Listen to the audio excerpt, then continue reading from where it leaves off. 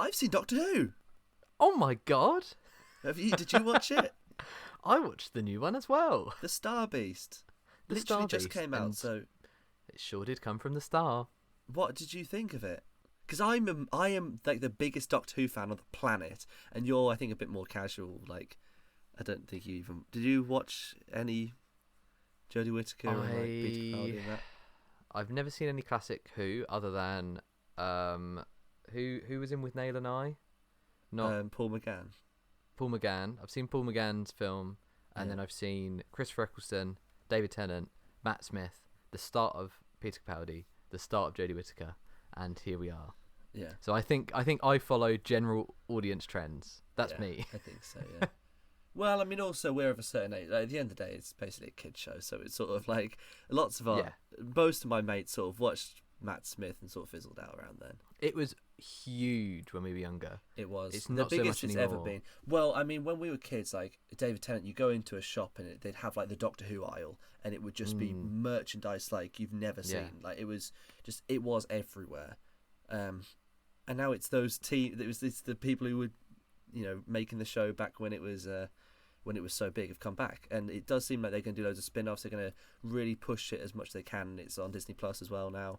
If the scripts are good and they can get the viewers back, it could go really, really big. And I hope it does. Talking about Paul McGann, this is exactly what they tried with the film, was to try and get that American spin-off, that American audience. That just fell on its face very hard. But they shot that in Vancouver, and it was like, they had an American master, American companion. Like, it was an American version of the show, which, it was already majority British viewers. That sort of turned the British off. I mean, people did like the movie, but, like, it was a bit, I'm not sure about this.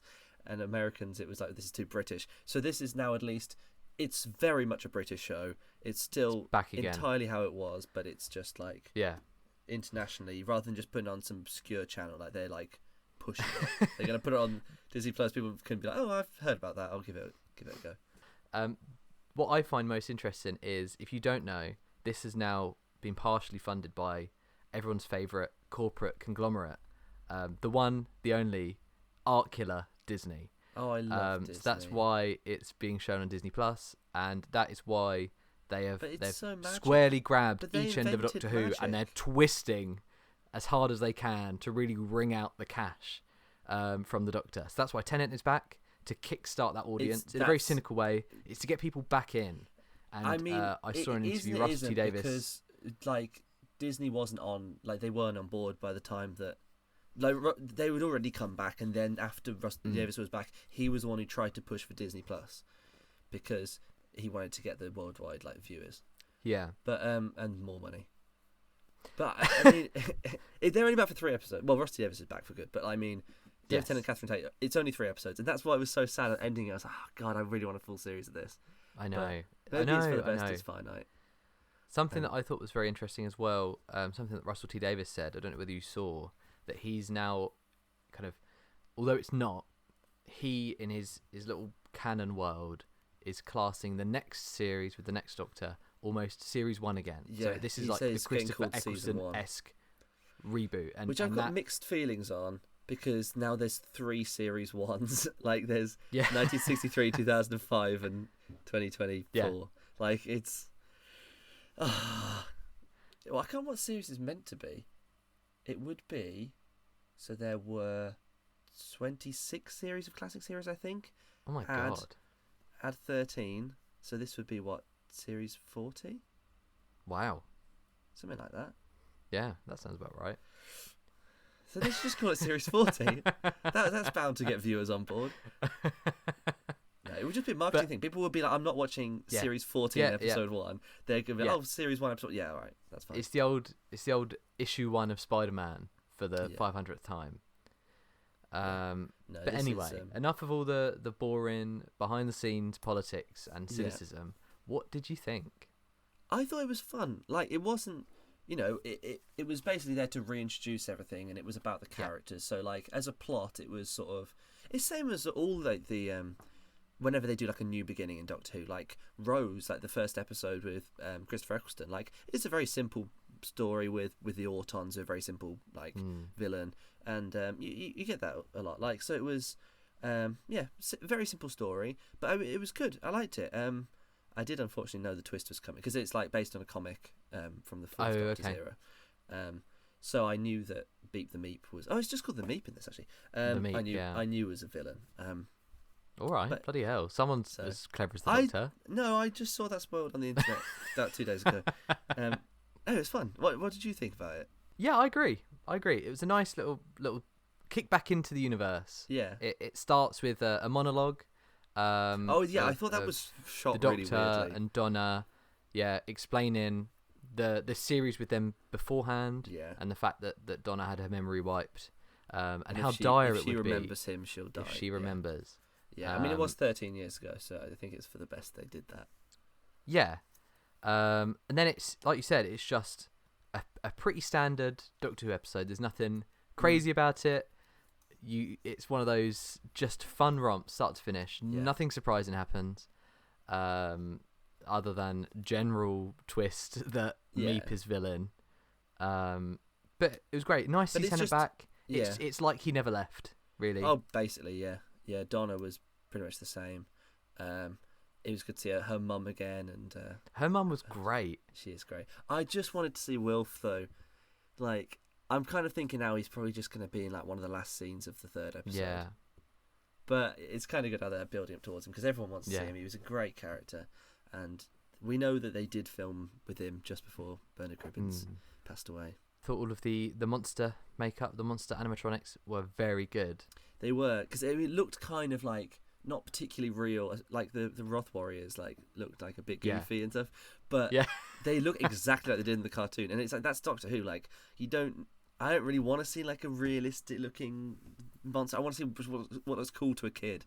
Like, what will make a good action figure. And they nailed it. I mean, Rusty Davies has always had really good monsters. Like his era.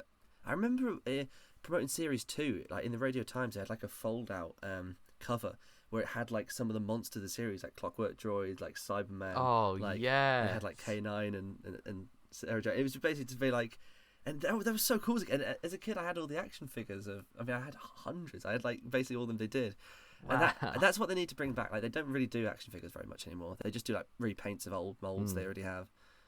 And they do like mainly classic series because they know it's just like adults buying them. Yeah, I know. Literally me. But Meep, the Meep looked great. When he turns, it becomes a CGI Meep. It was always slightly more movement, but it's still very good. It was always like a practical thing that they then enhanced with. With the blinks and things, and that's like a spot on way to do it. Yeah, that's a perfect medium. Yeah, because it means all the fur looks really real and everything, but you can have a bit more facial expression. And they replaced like the mouth to make sure it was like in lip sync with Miriam Margolyes'. She's great. She's great. I love Miriam Margolyes. What great casting that was. What a good choice. Yeah. The only thing that let me down that I just couldn't get over. Every other side character was such a bad actor. Rose was terrible. The unit scientist was so bad. Yeah. I've seen them both in things before, and I didn't think they were very good in that. And I thought, well, God. Maybe they'll be better in this. And no, they were both quite wooden. Bro. I love that the Doctor is now embracing their very trans heritage. Yeah. I love that. I mean, the Doctor very much in the forefront of this transgender. Episode. Yeah. Like, it's great. Was a woman an hour earlier. Yeah, I like the little psychic paper bit. That was where it funny. says he was. Yeah, it says like mistress. It's keep up. Yeah. That's funny. There's loads of good like little jokes, and it was good for the whole family again, which you need from Doctor Who. Yeah, I saw someone say that Saturday Night's back. Yeah, I wouldn't say that yet. It's a bit premature. Yeah, but it's back on Saturday, which is perfect. It's afterwards got the half an hour like behind the scenes show again, which was really nice. Because I mean that was part of what like getting me interested in film and stuff. Because you see the whole crew. I remember like they'd always show the like special effects team like doing the explosions and everything, and they show the prosthetics team. And in this, they have an interview with the second assistant sound, and it's like you get to see like a sort of side of it. I really hope that I think I only know one person who works on Doctor Who, but I know Phil Collinson, the main producer's like driver. He's also one of the drivers on the show, but he mainly drives him and Russell. And so like I didn't see his name in the credits, but I want him to do an interview with Lewis. I think he'd be very funny, but I think he'd struggle to keep it family friendly. Is he Welsh? Because I know no, he's not. Everyone in he's Doctor from Who's Manchester. Welsh. Yeah, a lot of them are Welsh. Yeah, God, I'd love to work. I don't know. I would both love and not want to work on Doctor Who, because if I'm working like as a runner, I'm right at the bottom of it, and I'm just getting every episode ruined. I think it's kind of good to have. That's true. To have one thing that, you can just be a fan of, that you can just watch. Because I know. 100% agree. Because I'm sure you've been asked this before, as a runner or as someone in the film industry. You're always asked by friends and family or people you haven't seen in a while. Oh, that's so amazing. What would you want to work on? Who would you want to work with? And the answer that you would want to give is almost the one you wouldn't want to work with, because it kind of is a peek back behind the curtain that then you can't watch it the same way, you can't enjoy it the same way. I mean, I know a bunch of people exactly. that have worked with him and they all say he's not, but they all say he's lovely. Exactly. But it's, still. I worked with Christopher Eccleston, which is very exciting, on an upcoming comedy. He was great, and I'm so glad he was great, because he was great as the Doctor, and it would have been such a shame if he wasn't.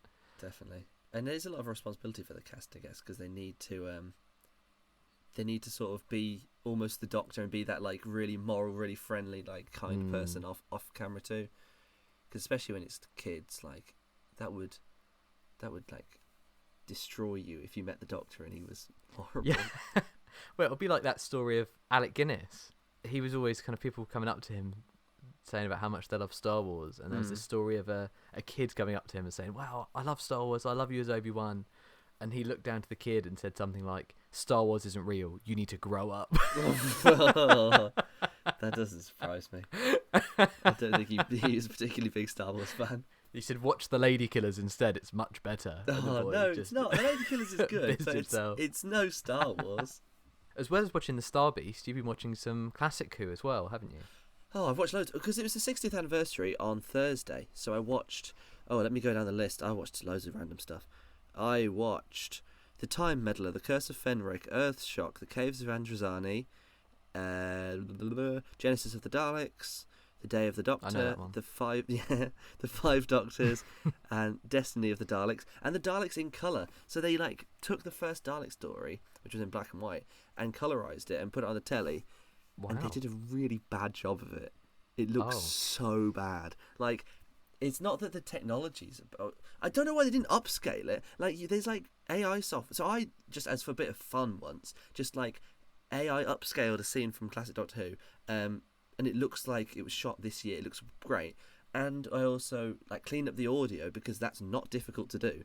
And then did some colorization. And they just didn't do that. So it's in horrendous quality. And the audio is, like... It's a terrible, like, 60s mic. And then they got really loud new music they've put over the top, so you can't hear the dialogue half the time. And because I think, the Daleks, it's all mostly set in, like, a Dalek city where everything's, like, silver. So I guess they just were like, oh, if it's got colour, we need to give it as much colour as we can possibly do.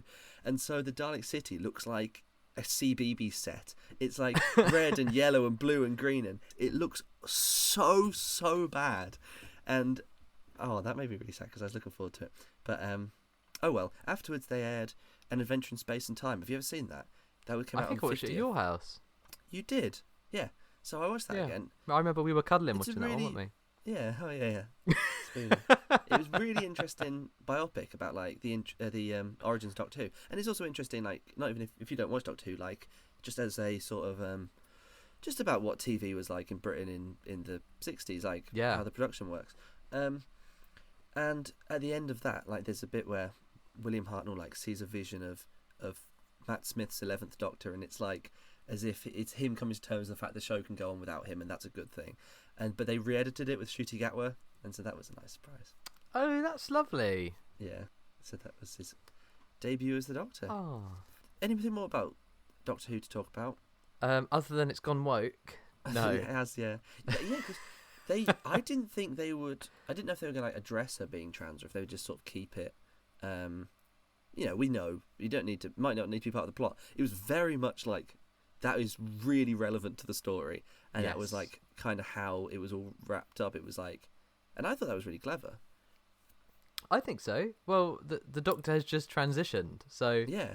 If there is an episode to do it, it makes it's this sense one. for this to be the episode. Yeah, and I think it's nice for like kids, like normalizing everything. Like It's just a shame that that she couldn't act. She couldn't act, and I thought she was Yeah. kind of a boring character in that like every single every scene a character's like, oh my beautiful daughter, oh Rose, you're so perfect, oh you're amazing. It's like, well, she made some nice little toys, but like Yeah. I loved at the end in the TARDIS, Catherine Tate says, oh she's perfect but she can't act. That was funny. That was really funny.